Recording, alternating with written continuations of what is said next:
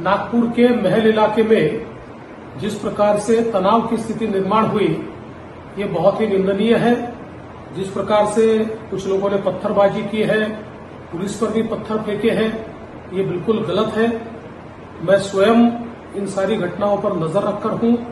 मैंने police commissioner को ये कहा है कि कानून व्यवस्था बनाने के लिए जो भी कड़े से कड़े कदम उठाने की आवश्यकता हो वो उठाए जाए और शांति को बनाया जाए।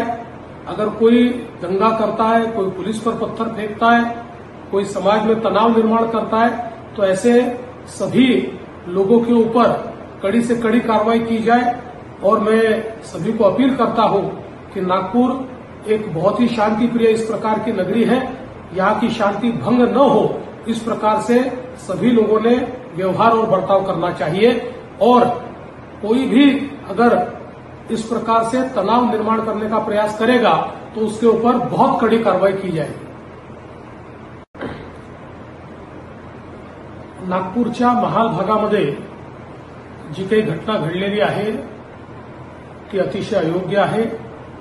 अशा प्रकारे जमाव होऊन दगडफेक होणं अत्यंत चुकीचं आहे। माझी तमाम नागपूरकरांना विनंती आहे की सर्वांनी कायदा आणि सुव्यवस्थेचं पालन करावं। नागपूर शहर हे एकोप्याने राहणारं शहर आहे, त्यामुळे कोणीही शांतता भंग करू नये। मी स्वतः या परिस्थितीवर पूर्ण नजर ठेवून आहे। नागपूरच्या पोलीस आयुक्तांना स्पष्टपणे सांगितलेलं आहे की जे दंगे करत असतील त्यांच्यावर कडक कारवाई केली पाहिजे। पोलिसांवर जर कोणी हमला करत असेल तर ते देखील अतिशय गांभीर्याने घेतलं जाईल। त्यामुळे सर्वांना माझी विनंती आहे की या ठिकाणी सर्वांनी शांतता ठेवावी।